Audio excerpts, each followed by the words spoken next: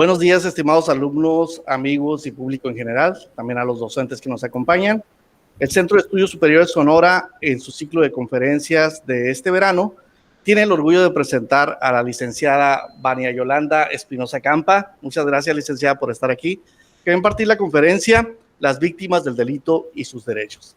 Los dejo con ellos, disfruten la conferencia. Muchas gracias a las personas que están aquí con nosotros en la sala de juicios orales de CES y bienvenidos. Bueno, muchas gracias primero que nada por asistir y gracias a la escuela por invitarme, ¿verdad? Por tomarme en cuenta para poder estar aquí con ustedes. Pues aprovechar esta charla, ¿no? Que vamos a tener, más que una conferencia o algo, es más bien una charla, el compartir experiencias. Les voy a hablar un poquito de mí. Soy licenciada en Derecho, soy abogada, tengo más de 20 años trabajando con víctimas de delitos en la Fiscalía del Estado, antes Procuraduría del Estado. Así que, aparte de algunos estudios que tengo con el tema, pues más de 20 años de experiencia, pues yo creo que les puedo dar ejemplos de todos los tipos de lo que me pregunten, ¿verdad? De lo que me ha tocado ver y atender. Vamos a ir aquí, pues siempre, aparte que soy también maestra, tengo un poquito más la costumbre de hacer un poquito más la clase, las pláticas más clase, ¿no? No sé quiénes son alumnos y quiénes son docentes. ¿Todos son alumnos? Ah, bueno, a lo mejor algunos temas ya los van a ver, estuve viendo aquí las que ya llevan algunas materias, solo, pero igual ese repaso y con toda confianza, alguna duda, algo, levantar la mano y vamos aclarando, ¿verdad? Vamos compartiendo también información y aquí estamos abiertos para todo. Bueno, vamos a empezar. El tema es las víctimas del delito y sus derechos. Primero que nada hay que ver qué son las víctimas. Ahí les puse un conceptito así que son las personas que individual o colectivamente han sufrido, como dice ahí, lesiones, bueno, lo estoy leyendo acá, disculpen, lesiones transitorias o permanentes, ya sea sufrimiento emocional, daño material, fundamentales. Aquí dice víctima, ¿no? ¿Quién es la víctima? Muchas veces nos confundimos. Legalmente hay muchos abogados que tendemos a confundir qué es la víctima y qué es el ofendido, o pensamos que es lo mismo en términos legales. Aquí, nomás para aclarar, la víctima es la persona que recibe en forma directa, ¿sí? La agresión o como decía, el menoscabo o la lesión o el daño. Sí, por ejemplo, una violencia intrafamiliar. Voy a poner muchos ejemplos de ese tipo porque es con lo que más trabajo, ¿no? En la violencia intrafamiliar o en un robo. ¿Quién es la víctima? Pues a mí directamente me robaron, directamente a mí me lastimaron. ¿Quién puede ser el ofendido? Estoy grabando la pantalla y estoy grabando la persona a la que le privaron de la vida. Pero los ofendidos son todas aquellas personas que se quedan sin la persona privada de la vida, la esposa, los hijos, los padres. Sí, de alguna forma también resistieron el daño, pero no directamente. Es importante rápido a ver qué me sale. ¿Quién es la víctima y quién es el ofendido? Ambos tienen derechos, tanto los ofendidos. Vamos a ir viendo ahorita. Entonces dice la víctima es que de forma individual o colectivamente ha sufrido lesiones transitorias o permanentes. Yo creo que ya lo saben, son lesiones ya físicas, en forma física. Hay muchos delitos que nos agreden o que nos ofenden o que el daño es en forma física. Ahí nos habla también de daños que estamos hablando en forma material, o robos, o los daños simplemente un accidente de tránsito, ¿no? Ahí a lo mejor no es físicamente, pero es el menoscabo, como me dice, a mi patrimonio. Entonces, si vemos aquí, no sé si dentro de su currículo ustedes van a llevar una materia que es victimología. Si no, ahí el estudio de la víctima es muy, muy amplio. De hecho, hay diplomados completos en victimología. Es una ciencia la victimología. No nada más, pues es la persona que está sufriendo el problema. No, la victimología es muy amplio. Desde analizar donde yo trabajo, por ejemplo, muchos atendemos a una persona, voy a poner un ejemplo igual, ¿no? De violencia familiar. Se atiende a la persona, pasa su proceso penal, psicológico, todo, y a los 2, 3 años regresa otra vez, ahora con otra pareja. Vuelve a pasarle y vuelve y regresa con la misma pareja y dices, bueno, ¿por qué? Pues es lo que hay que analizar. ¿Qué es lo que lleva a esa persona a ser víctima tantas veces? ¿Sí? Entonces, la victimología se apoya de muchas materias como ciencia, se apoya de la psicología, de la sociología. O sea, ¿por qué? ¿Qué te lleva a ti psicológicamente a ser víctima de los mismos delitos? O sea, ¿por qué? ¿Qué hay en ti que te lleva a que seas víctima de delitos? O en el área de la sociología, ¿Cuál es tu entorno? ¿En dónde vives? ¿O cómo es tu forma de vida que te lleva? Sí, no es igual una persona que a lo mejor vive en una colonia donde hay mucho conflicto, que obviamente va a ser más vulnerable a padecer ciertos delitos o a ser víctima de ciertos delitos, a una persona que vive a lo mejor en otro colonia, ¿no? Por decir. Entonces, todo eso, la sociología también apoya. La criminología, sí, o sea, ¿con qué personas te involucras? Son personas que ya tienen ese antecedente criminal con las que te relacionas, pues obviamente te va a llevar más a que seas más propensa a ser una víctima de un delito. Entonces, etcétera, etcétera. Son muchas las materias con las que se relaciona la víctima, con las que nos podemos apoyar para ver por qué esa persona, por qué determinadas personas son más vulnerables a ser víctimas de delitos y de esa forma, pues ver cómo los podemos ayudar, cómo los podemos encaminar o apoyarlas, ¿verdad? ¿Para qué? Para que evitar o que dejen de ser víctimas, ¿no? O que no continúen siendo víctimas de cualquier delito. Nos habla y también dice, también puede ser víctimas que sufren el menoscabo de sus derechos fundamentales. A lo mejor aquí podemos hablar de derechos fundamentales, pues sabemos que el derecho fundamental es la vida, el segundo podría ser la libertad. Ahí estamos hablando a lo mejor de una privación ilegal de libertad, a lo mejor un secuestro en grado de tentativa, ¿no? A lo mejor, no sé, el menoscabo en lo económico, pero el hecho que te priven de tu libertad ya está sufriendo un menoscabo, en este caso en un derecho fundamental. Entonces, aquí los delitos se pueden dar de mucha forma y podemos ser víctimas de muchas formas. Dentro de la forma de ser víctima también, eso ya se debe estudiar, como les repito, en una materia en especial, pero lo voy a mencionar. Hay muchos tipos de víctimas también, sí, dentro de las formas de la victimología.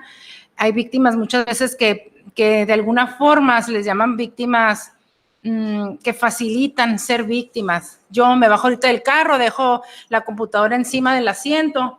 De alguna forma yo estoy propiciando a ser víctima, ¿no? A que me quiebren el vidrio y a que me roben.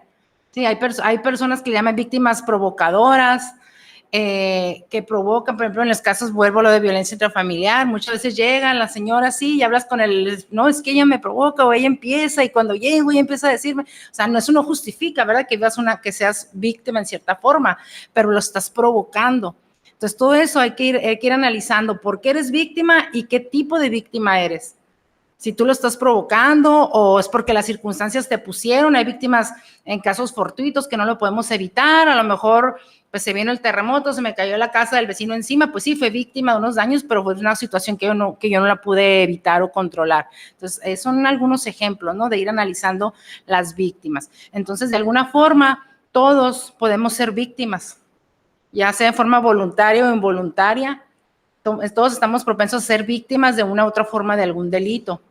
Sí, es por eso que se le da esa importancia. Anteriormente siempre decíamos, no, es que tienen más derecho los detenidos, decían, o los malos o los rateros, ¿no? Que las víctimas. Entonces, por eso que ahora se le da una importancia a la víctima, pero hay que analizarla desde el fondo. O sea, ¿por qué? ¿Por qué eres víctima? ¿Qué te lleva a hacer a esto? ¿Qué te lleva a ser víctima? Y como dice el tema, víctimas del delito. Vamos a analizar brevemente qué es un delito. Pues yo imagino que ya todos ya llevaron derecho, ¿no? Si son estudiantes de derecho, aquí nada más puse rapidito así los conceptos, una conducta, una acción o una omisión, ¿no? Ya sabemos hacer lo que tenemos prohibido hacer o dejar de hacer, pues aquello lo que estamos obligados a cumplir o que estamos obligados a hacer. Como dice típica, pues una conducta típica, obviamente que ya está en la ley, que cumple con todos los requisitos que nos habla la ley, la tipicidad, ¿no? En la ley. Dice antijurídica, pues obviamente como dice, y es contraria a derecho y que merece una pena o una sanción. No sé si voy muy rápido, ¿no? Porque si vamos bien hasta aquí ahorita analizando víctima, por qué, cómo vamos y lo que es el delito. Bueno, ahora vamos a ir un poquito con el victimario, ¿no? Como se le llama así en el ámbito que vende siendo el agresor, el imputado, el detenido, como le quieran llamar, pero es el victimario. ¿Quién es? Pues aquella persona, como dice, que inflige el daño o el perjuicio a otra, ya sea por sí o por interpósita persona, ¿no? Ya sabemos, ya sea directamente o aquel que pues, lo planea, ¿no? De alguna forma planea y manda a otra persona que lo haga. Aquí en este caso, como ya sabemos, ya llevaron todos derecho penal. Uno ya, introducción, bueno, ya saben. Ok, entonces ya nos estamos aquí recordando un poquito para ir relacionando, ¿verdad? Y así en general dice, pues cualquier persona que responsable de cometer un delito sería el victimario. Entonces aquí ya tenemos el cuadro, no tenemos la víctima, tenemos el victimario y el delito. Ya tenemos el cuadro, el triángulo, ya lo tenemos armado. Pero ahora como víctima, ¿qué puedo hacer o qué derechos tengo como víctima? Vamos a ver aquí, derechos humanos, vamos a irnos hasta la ONU. Aquí podemos ver, dice 1985, la ONU es cuando ve la necesidad de legislar o de ya crear tratados internacionales ya en específico, un poquito de calor, disculpen, ya un poquito más en específico en relación a las víctimas. Es cuando ya la ONU dice, tenemos que atender a la víctima y darle la importancia que se merece. Víctimas, aquí la ONU no únicamente se enfocó a las víctimas de delitos, se enfocó a las víctimas en general. Fue cuando ya creó derechos especiales, por ejemplo, a la discriminación, a los inmigrantes, a las mujeres, ya enfocados porque, como les decía anteriormente, las víctimas podemos ser víctimas de muchas cosas, no únicamente de delitos, aunque aquí en esta plática no vamos a enfocar a los delitos. Entonces, la ONU ya le dio una importancia, ya creó el Tratado Internacional para la Protección de los Derechos de las Víctimas. México, hasta 1993 fue cuando legisló, o sea, relativamente se puede decir que nuevo, ¿verdad? En donde el artículo 20 constitucional, en el apartado C. Así que alguna pregunta. No, siento que estoy muy rápido. ¿No? Bueno, entonces aquí en México apenas fue en el 1993, se puede decir relativamente que es muy nuevo. El artículo 20 constitucional, no sé si ya han analizado ese artículo, pues el primer párrafo, la primera fracción nos habla, con la nueva reforma, el nuevo sistema de justicia penal oral acusatorio, nos habla, ¿verdad?, de la obligación que tienen todos los estados que son parte, en este caso de la República Mexicana, de implementar en sus estados el nuevo sistema de justicia penal.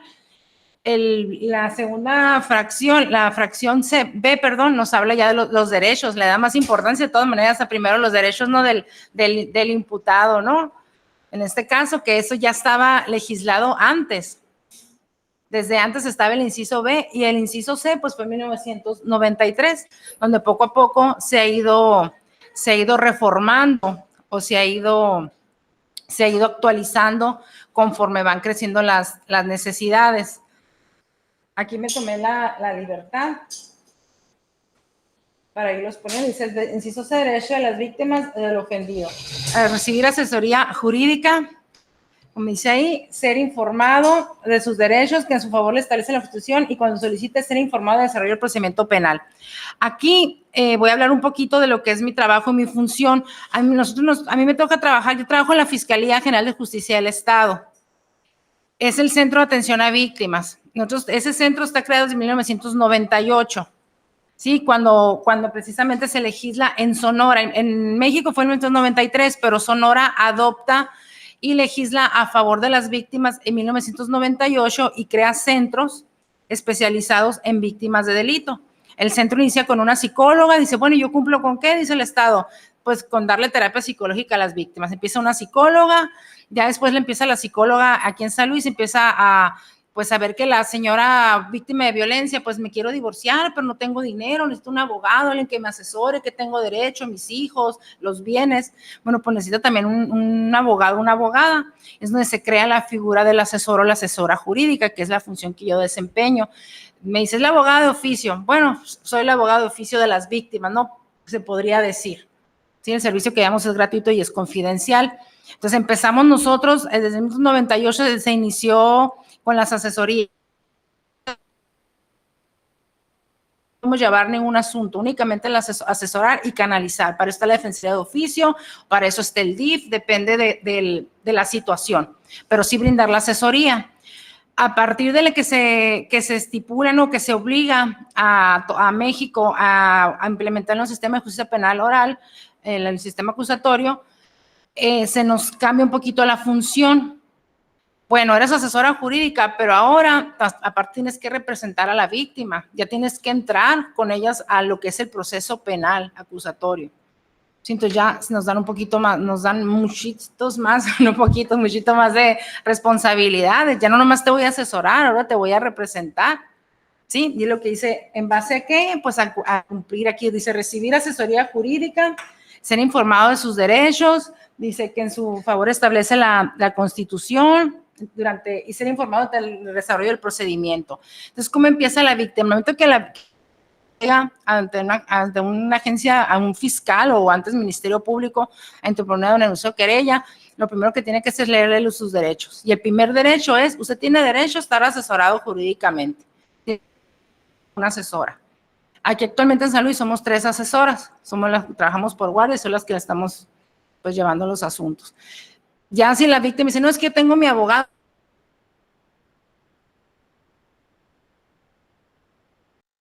estoy poniendo, ¿no?, de su asesor jurídico, no hay problema, tiene su abogado.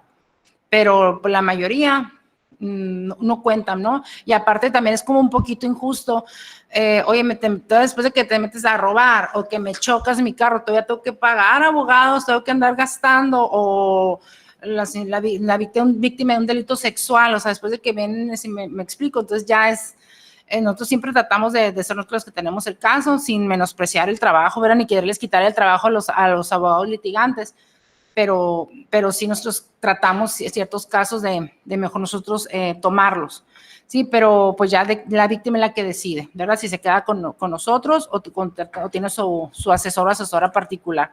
Ese sería el primer paso. Desde ese momento se nos canaliza a nosotros del Ministerio Público, se nos manda un oficio, mira, aquí está el víctima, este es el asunto, empezamos a ver y inmediatamente lo que sigue ahí, bueno, me voy a ir a la tercera, ahorita me regreso a la segunda. Inmediatamente lo que dice ahí, recibir desde la Comisión de Delito de Atención Médica y Psicológica de Urgencia. ¿Qué es lo que hace el Ministerio Público? Depende del delito. Si son delitos sexuales, de violencia familiar, amenazas, delitos en los que se ven involucrados la estabilidad emocional de la víctima, es inmediatamente canalizado al psicólogo o a la psicóloga. En el Centro de Atención a Víctimas trabajamos abogadas y aparte psicólogas, que son psicólogas que son las únicas peritos, se puede decir autorizadas, o las únicas peritos, ¿verdad?, certificadas, en este caso en San Luis, son las que están en el Centro de Atención a Víctimas. Entonces, ¿qué es lo que hace el Ministerio Público? Las manda con un oficio y más hacer una evaluación, por ejemplo, una violencia familiar psicológica, en un delito sexual, unos abusos deshonestos, donde físicamente o médicamente no puedes comprobarlo, pues es la psicóloga la única que va a determinar en un momento dado si se dio el delito, qué consecuencias psicológicas está trayendo a la víctima y da una conclusión, o sea, qué es la recomendación o qué es lo que le conviene a la víctima, ¿no?, para restablecer su estabilidad emocional. Entonces, eso es indispensable, que la víctima pase por una evaluación psicológica de las psicólogas del Centro de Atención a Víctimas. Ya independientemente, bueno, aparte como derecho de la víctima, aparte de la obligación de que tiene la evaluación, tiene derecho a contar con terapia psicológica gratuita igual. Se le ofrece la terapia. A veces el señor, no quiero terapia, o ya estoy yendo al DIF, o ya tengo mi psicólogo particular, adelante, me renuncia al servicio para, o sea, yo ampararme que yo cumplí con mi obligación de ofrecerle mi servicio y pues usted no lo aceptó. O bien, no, pues sí quiero la terapia. Ahí está su cita para su terapia gratuita. Ahora, ¿qué es lo que hace la psicóloga? Pues seguimos salvaguardando los derechos de las víctimas. La psicóloga hace una evaluación en base a las pruebas, ¿verdad?, que encontró con la víctima, y hace un dictamen psicológico, una pericial psicológica, donde informa al Ministerio Público lo más pronto posible de la situación actual emocional de la víctima, que es de donde va a partir la investigación el fiscal, ¿sí? Y más en esos delitos, como les repito, que no hay otra forma, que médicamente no se puede comprobar un tocamiento, pues un abuso sexual, una violencia psicológica, unas amenazas, ¿sí? No es igual cuando está la violación, que está una penetración, o cuando están las lesiones o la violencia familiar física, pues ahí el médico ayuda mucho, pero en este caso, en esos delitos es la psicóloga, básicamente la que determina. Además, las psicólogas también están autorizadas, están facultadas para hacer unas evaluaciones de riesgo. Hacen una serie de preguntas donde determinan qué tanto riesgo tienes tú con tu agresor. Por ejemplo, igual, ¿no?, la violencia familiar, ¿no? Pues vivo con él tiene armas, tiene antecedentes penales, ha estado 3 veces en la cárcel por homicidio, usa drogas. O sea, todo ese tipo de situaciones son focos rojos. La psicóloga hace valoración de riesgo e inmediatamente informa al Ministerio Público. Esta señora necesita una medida urgente, que es otra de las obligaciones que tiene el Ministerio Público y todos como servidores públicos, de inmediatamente salvaguardar los derechos de las víctimas. Entonces, en ese tipo de situaciones, inmediatamente, esta señora hay que dictarle una medida. Sí, y ya se busca, ya nos corresponde también a nosotros como asesoras ver qué es lo que conviene. No, pues es que la señora tiene familia, tiene con quién irse, pues vamos a buscar, hay que sacarla, la señora no se quiere salir de la casa, bueno, a veces hay que ver inmediatamente si el señor se retira, se busca la estrategia. Hay no sé si saben, hay un albergue aquí, una casa de refugio para mujeres víctimas, para mujeres, hijos e hijas víctimas de violencia familiar. Esa casa de refugio tiene aproximadamente 10 años funcionando, que depende del DIF. Está ubicada en un lugar, pues, secreto, se podría decir, ¿no? Obviamente por salvaguardar la integridad de las víctimas. Entonces, en esos casos, cuando detectamos que la señora no tiene dónde irse, está con sus niños chiquitos, es muy peligroso que esté en su casa, inmediatamente, ¿qué hacemos? Pues al DIF. El DIF busca la forma de resguardarla. Es un mecanismo que tenemos que activar todos en beneficio de las víctimas, ¿sí? Para salvaguardar sus derechos. Más en este tipo de casos, como ya depende del caso en particular, buscamos los mecanismos con los que contamos, pero siempre dando prioridad a las víctimas, en este caso de los delitos. ¿Dudas, preguntas? ¿No? ¿Comentarios? ¿No? Bueno, aquí me salté la segunda, dice coadyuvar con el Ministerio Público, pues también aquí nos toca un poquito eso. Llega el momento en que las víctimas pues se sienten más acogidas o protegidas con nosotras, somos mujeres y aparte, pues no sé, sienten, es mi abogada y me va a ayudar y no me va a cobrar, entonces llega el momento que se abren más con nosotras, entonces ya es la forma de la coadyuvancia. Fíjese que no le quería decir, pero tengo esto, o mi esposo esto, o fulano, entonces de alguna forma estamos coadyuvando y trabajando con el fiscal, con las investigaciones, no coadyuvando, como dice ahí, en representando los derechos de las víctimas, ¿sí? En lo que es el proceso de la investigación. Y aún una vez que se termine la investigación, ya dependiendo de la situación, cuando llega el caso, decimos nosotros la carpeta ante el juez, ahí continuamos nosotros con todo lo que es el proceso penal, o sea, todo lo que es el proceso hasta la sentencia y muchas veces hasta después de la sentencia. Si la víctima requiere todavía de una atención o de un servicio, nosotros estamos para brindárselos. La otra fracción dice que se le repare el daño, como dicen los casos, que sea procedente. Dice el Ministerio Público está obligado a solicitar la reparación del daño, si menoscaba la víctima o el ofendido, que lo pueda solicitar. ¿Cómo se puede hacer? Bueno, depende del tipo de delito, se puede llegar a una mediación, que por lo general son los delitos de tipo patrimonial, de tipo económico, lesiones de menos de 15 días, los daños culposos, ¿verdad? Ahí se puede llegar a una mediación. Ahí al momento de poner la denuncia, el Ministerio Público determina, bueno, fue un choque, fue un culposo, pónganse de acuerdo, mira, ¿cuánto es? No, pues 20,000 pesos, pónganse de acuerdo, se los pagas ahorita en forma inmediata, os hagan un acuerdo diferido, hácelo en 3 pagos. Se trata de una mediación, que es la primera forma de tratar de solucionar el conflicto y que la víctima quede conforme, que es lo principal. Sí, que la víctima quede conforme con que se le está reparando el daño, que se le está atendiendo y, como les decía anteriormente, que no vea menoscabo dentro de su patrimonio. Si aparte que fue víctima del delito todavía tener que perder entonces tratamos hasta donde podemos, obviamente, porque pues muchas veces no es imposible el 100%, pero sí tratamos que la víctima quede conforme. Entonces, como les digo, eso es la mediación inicial en el Ministerio Público. Hay un área especial de mediación. En el CAT, Centro de Atención Temprana, está en la Revolución y 37, estoy aprovechando para hacer comerciales para que sepan, ¿no? Revolución y 37, que es donde estamos nosotros, que es el CAVID, Centro de Atención a Víctimas, y está el CAT, que es el área de mediación. Ahí también hay mediadoras que en ese tipo de asuntos tratan. Si mañana pasado están ustedes litigando, igual, ¿no? Para que tengan las herramientas donde orientar a sus clientes o ustedes también ir a buscar la mediación. Depende del tipo de delito, ¿no? Obviamente no todos los delitos de tipo sexual, homicidio, secuestro, o sea, de alto impacto, obviamente no cabe una mediación, pero hay ciertos delitos de bajo impacto, pues que se pueden resolver tranquilamente con una mediación, quedan los dos conformes y y no hay problema, ¿verdad? Esa sería, por decir, la primera opción, de llegar a una mediación, llegar a un acuerdo y que la víctima quede conforme que se le repare el daño. La otra sería ya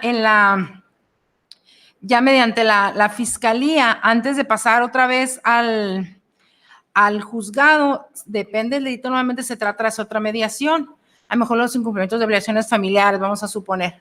¿Para qué nos vamos al juzgado? Activar todo un mecanismo, porque el hecho de echar a andar, empezar con una causa en un juzgado, es activar todo un mecanismo. Es mucho dinero, mucho trabajo, mucho personal que se mueve para una sola audiencia. Entonces tratamos mejor, hay que ponernos de acuerdo, hay que evitar llegar al juzgado y pónganse de acuerdo ahorita. Claro que al momento de hacer un acuerdo reparatorio, la víctima le garantiza sus derechos. Dice, no, es que si le voy a decir que me pague ahorita, no lo vuelvo a ver o no me va a cumplir. No, para eso hay una obligación, se está comprometiendo a la persona que va a ser en 3 pagos. Si al segundo pago ya no vuelve, entonces sí, vamos a continuar con esto. O sea, no es de que ya se me perdió, ya no volvió. De alguna forma le garantizamos a la víctima de que se va a dar seguimiento y que de alguna forma vamos a procurar, ¿no?, que se le repare el daño. Bueno, ya depende, no se dio en la fiscalía, nos tenemos que ir al juzgado. Todavía en el juzgado hay otra área ya de los tribunales, que también hay otro mediador, que también depende del tipo de delito, depende muchas veces el juez o la jueza detecta. Este caso yo creo que se puede mediar, se puede poner de acuerdo y se vuelve a canalizar otra mediación. Aquí la ventaja que hay para la víctima o desventaja a lo mejor para el imputado es que se podría decir que todos tenemos derecho a hacer un acuerdo en nuestra vida, por decir todos, del delito que sea. Pues a lo mejor yo choqué y hice un acuerdo y le hice en 3 pagos. Y ahorita que lo incumplí, ese ya me va a quedar, a mí ese incumplimiento me va a quedar y mañana pasado tengo otro problema, ya voy a quedar como incumpliendo, ¿no?, un acuerdo y ya no voy a tener derecho a hacer otro acuerdo. Entonces muchas veces es lo que pasa, no, pues quiero hacer el acuerdo, ahorita que cuando ya llegan al sistema, no, dice el mediador, es que esta persona ya hizo un acuerdo hace 3 años, ya no puede, o sea, ya tiene que seguirle o ya lo incumplió.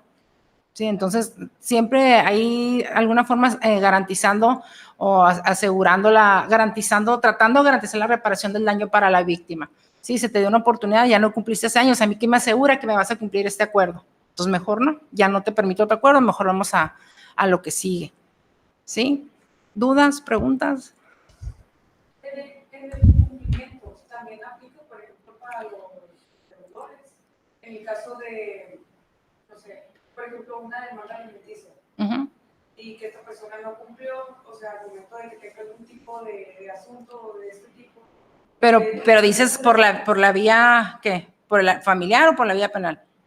Si no cumplió el familiar. No quiero como un solo de proceso. Sí, es punto y aparte. Sí. Esto es porque muchas dicen, es que ya hicimos 3 acuerdos en el juzgado local. Ok, es que ya fuimos a la comandancia como 3 veces y ya quedó y no pagó. No, eso no cuenta. Sí, a partir de el proceso penal inicia a partir de que llegas a la denuncia o a la querella. Sí, si ya fuiste 3 veces al juzgado local, o ya en la comandancia o en el DIF, eso no cuenta para la fiscalía. Sí, son. Como que la persona tenía en general. No. Te podría ayudar como un antecedente. Al momento de llegar al juzgado, por ejemplo, nosotros como asesoras, al momento de que se pide, bueno, ya sería meterme en el tema ya del proceso en sí, pero bueno, depende del tipo de delito y cuando llevas a la persona ante el juez, le pides una medida cautelar. El juez, vamos a suponer un cumplimiento de obligaciones, pues ese no es un delito grave que merite prisión preventiva de oficio. Hay esa valoración del juez o de la jueza. Sí, entonces ahí sí puede ayudar. Por ejemplo, yo como asesora, ¿sabe qué, jueza? Pide la prisión preventiva porque este señor, pero ya sería como un antecedente nada más. Ya hizo 3 acuerdos en defensoría de oficio o ya hizo un acuerdo en el juzgado familiar, no lo ha cumplido. Entonces sí le sirve a la jueza como, como una alerta. Aparte, pues trabaja en Estados Unidos, ciudadano americano, trabaja en Estados, por ejemplo, como en la situación de la frontera, ¿no? Trabaja en Estados Unidos, va y viene. Dice la jueza, pues tiene la opción de irse a vivir a Estados Unidos y no volver. Y no tiene casa aquí en San Luis, a lo mejor, pues ya, o sea, esos puntos los toma en cuenta la jueza y dice, ¿sabes qué? Prisión preventiva, te quedas. ¿Sí? Entonces nos puede ayudar, pero no es determinante en esos casos. Sí, los que son determinantes son cuando son acuerdos que se incumplieron en el área, en el CAD, en el área de mediación, en la fiscalía o en el juzgado. Eso sí, son determinantes. ¿Sí? ¿Algún otro duda? ¿Cuánto tiempo es lo que permanecen las mujeres que han sufrido violencia en estos lugares? Mire, sinceramente a mí me tocó hacer el proyecto, yo lo hice hace como 10 años. Yo me acuerdo que yo cuando yo hice el proyecto ese para el ayuntamiento, nosotros poníamos que era 3 años, 3 meses. 3 meses en lo que la persona tiene que estar estudiando, trabajando en terapia psicológica, porque también por lo general las víctimas de violencia tienden a ser personas dependientes emocionalmente. Entonces, no puedes tenerlas, 1 año, 2 años, 3 años, porque nunca van a salir de la dependencia. Entonces, es 3 meses y tienes que hacer algo para buscarlo, para salir adelante. Entonces, son 3 meses los que yo, como les digo, yo hice el proyecto hace, a menos que lo hayan cambiado, pero no sé, porque ya depende del DIF totalmente. ¿Sí? Pero sí, por lo general son 3 meses. ¿Sí? Bueno, en cuanto a la reparación del daño, pues es bien importante. Es uno de los principales principios o funciones de la atención a la víctima. Como le digo, yo creo que lo principal, lo que nos satisface. Ahora, reparación de daño, ahorita lo vamos a ver, no únicamente es económica. Ahorita vamos a ver qué otras formas se puede reparar el daño. Me voy a adelantar un poquito para ya que estamos con ese tema. Ahí está. Reparación del daño puede ser moral o material. Depende del delito, ¿no? Dice, bueno, ¿cómo puedo reparar el daño? Por restitución de la cosa. Me ha tocado, por ejemplo, accidentes. No, es que quedó el carro inservible.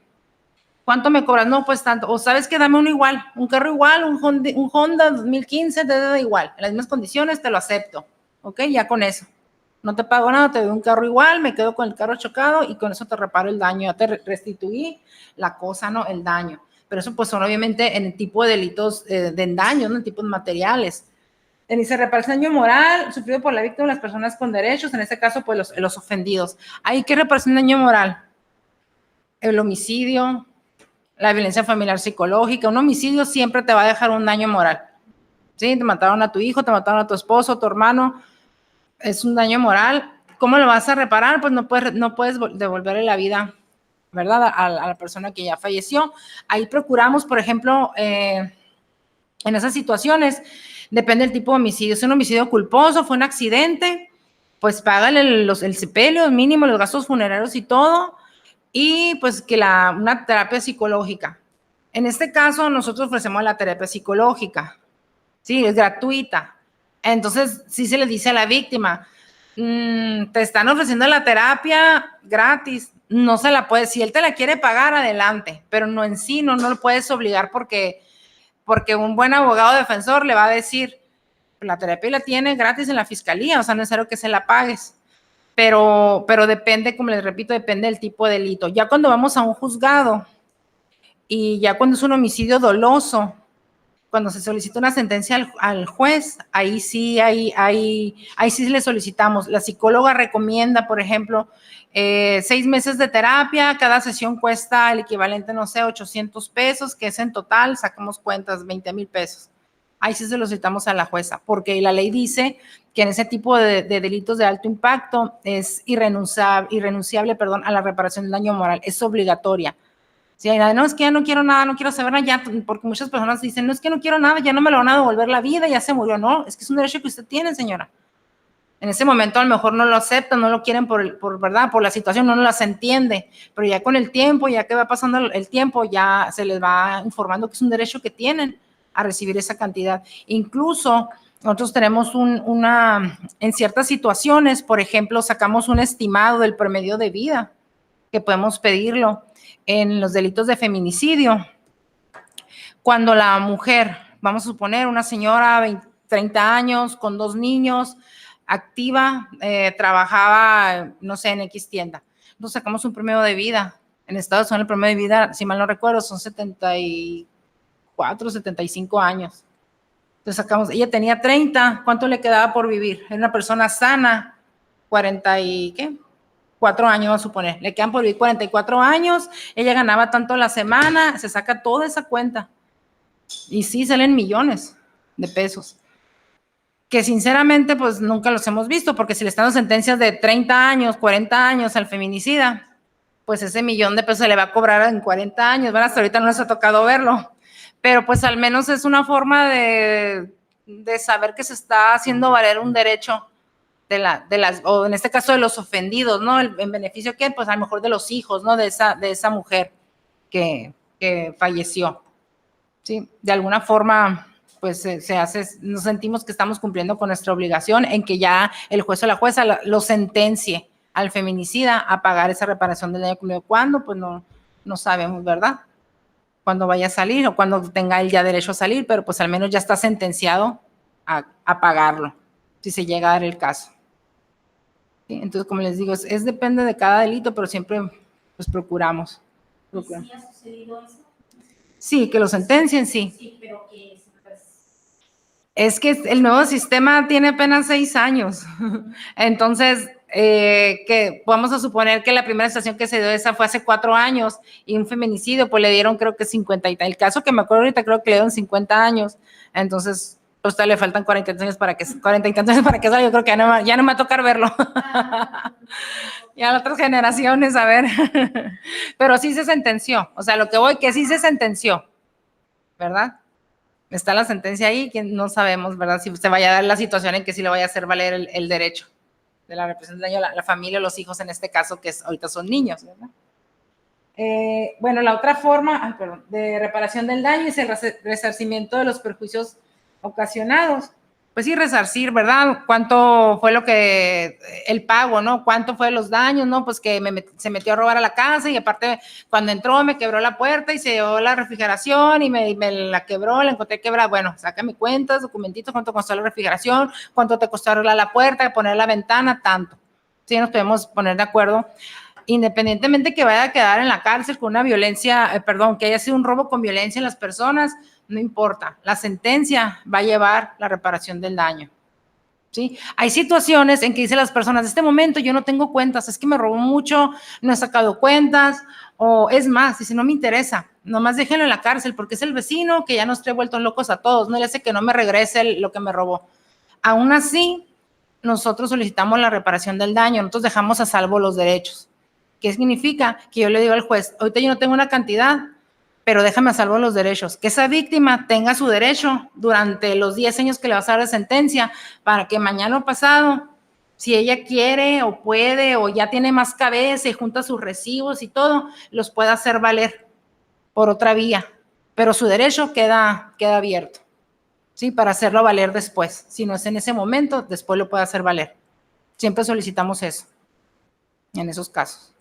Sí, lo primordial que es de que queden a salvo los derechos, que se lleve a cabo la reparación del daño de las víctimas. Y hay situaciones en que también es una forma de reparar el daño a la disculpa pública. Sí, hay ciertos delitos que dice la persona, pues por mí no hay problema, que no me pague nada, pero nomás quiero que, depende del delito, es una reparación del daño, yo creo, moral o emocional, que me pida una disculpa. Y sí, pública se refiere ahí en audiencia, no va a ser en la televisión, en el periódico, ahí la misma audiencia. Sí, la misma audiencia, ¿sabe qué? Discúlpeme porque me metí, porque la asusté, porque asusté a sus niños cuando me metí a robar o en sexuales. Entonces, que discúlpame pues porque le hice esto a la niña o al niño, que no le va a quitar el delito, ya está, ¿no? Y la sentencia va a seguir igual, pero al menos la víctima sí se siente un poquito más reconfortada. El saber o el sentir que se arrepintió o al menos que ofreció una disculpa, ¿no? El imputado. ¿Sí? Sí. Entonces, eso serían formas de reparar el daño, ¿no? Que se contempla el nuevo sistema y que, como les digo, sí los estamos procurando, ¿no? Sí se están llevando a cabo hasta actualmente. Me regreso un poquito, ya me por cuestión de la hora. Y otro derecho que tienen, el número 5 es el resguardo de la identidad. Esto también es bien importante. Por ejemplo, el nuevo sistema de justicia penal es bien respetuoso con las audiencias. No sé si les ha tocado estar en alguna audiencia. No les ha tocado, bueno, ahorita con la pandemia tenemos un año que no estamos en audiencias normales, no estamos todo por Zoom, pero las audiencias son públicas. Ustedes pueden ir a las audiencias, estar escuchando, no participar, pero estar escuchando. Pero dice la ley, siempre y cuando no sean delitos sexuales, no sean delitos de violencia intrafamiliar, no sean delitos en donde la víctima, donde se ponga el pudor, pues, de la víctima de por medio, que tengas que estar ventilando su identidad y que todo el mundo se entere. Esos tipos de situaciones no. Pero los otros delitos, que un robo, que unas amenazas, todo eso son públicas. Ustedes pueden ir y asistir, estar ahí presentes. Que eso es bien, bien importante. Muchos en la escuela ves la teoría, pero cada caso, cada situación es diferente. Cada audiencia es algo distinto, o sea, no, por más que sigas un proceso, un procedimiento, no todo es igual, o sea, cada uno va llevando sus guías, ¿no? Entonces, sí sería interesante que cuando esto vuelva a la normalidad, que estuvieran yendo a escuchar, de oyentes. Sí, entonces aquí, como dice, es importante resguardar la identidad, los datos personales, como dice, cuando son menores de edad, y en esos delitos de secuestro, delincuencia organizada. ¿Ahí por qué? Pues también por el temor, ¿no? De muchas veces las víctimas no quieren ir. ¿Sabes qué? Yo no quiero ir. ¿Cómo me vas a poner enfrente? Dice al que me secuestró. Tengo miedo. O sea, no quiero ni oírlo ni verlo. A veces ni en la pantalla. Estamos en audiencia y va a estar la víctima conmigo. Va a ser así por Zoom. Es que no me va a ver. Sí, pues que vamos a no, es que no quiero ni que me vea ni por la cámara. No quiero. O no quiero verlo. Porque si no se ha tocado que hasta por la cámara intimidan. Con las puras miradas, están viendo la cámara y con la pura mirada están intimidando, entonces hay que proteger. Si la víctima dice, no, ¿sabe qué, señoría? La señora no quiere estar aquí presente, se va a retirar. Y se tiene que proteger, o si empieza a llorar, o que se sienta mal en la audiencia, tiene que retirarse. Siempre hay que salvaguardar la estabilidad emocional de la víctima. ¿Sí? ¿Dudas, preguntas? Y dice el Ministerio Público, dice también debe de garantizar la protección de las víctimas, que lo que les decía ahorita, tanto de las víctimas como de los ofendidos, testigos. Sí, también los testigos tienen derecho a ser resguardados, porque obviamente vas a ir a decir lo que viste en contra a lo mejor de tu vecino, del agresor. Entonces también tienen derecho los testigos a la protección. Sí, el Ministerio Público también está obligado a dictar medidas, si lo considera necesario, para proteger también a los testigos, porque son piezas importantes o piezas claves en un proceso penal. Sí, muchas veces son los que tienen toda la verdad y tienes que protegerlos para que no nos fallen, para que vayan a la hora del juicio, que son de los que va a depender casi que todo salga bien o a favor de la víctima en este caso, o de la ofendido, ¿no? Víctima ofendido. ¿Sí? ¿Vamos bien? Y ya para terminar, dice solicitar las medidas cautelares necesarias, como lo que estamos hablando ahorita, ¿no? Que dice medidas cautelares y providenciales, pues lo que le decía ahorita, ya sea retirarlos del domicilio, o las protecciones, que no te puedes acercar a la persona a 100 metros a la redonda, 200 metros a la redonda. No puedes visitar los lugares que visite la víctima. Te dice la jueza, si llegas a un lugar público y está la víctima ahí, tienes que retirarte inmediatamente. O sea, nada, es que sin querer coincidimos en la misma misa, vamos a la misma misa. No, tú tienes que irte, ¿sí? Y hay una oficina, se llama medidas cautelares, está por la Callejón Obregón 7 y 8. Es donde ellos se encargan de vigilar todo lo que la jueza ordena. Si la jueza ordena una medida cautelar, le va a decir, tienes que estar yendo a firmar cada viernes, tienes que vivir en ese domicilio, no puedes salir de la ciudad, o si vas a hacer un acuerdo reparatorio, tienes que ir a pagar los 1,000 pesos a medidas cautelares, una vigilancia real. Y en caso de que se incumpla, medidas cautelares están obligados al primer incumplimiento, informar al juzgado, y ya el juez o la jueza ya solicita audiencia inmediata para revocar esa medida.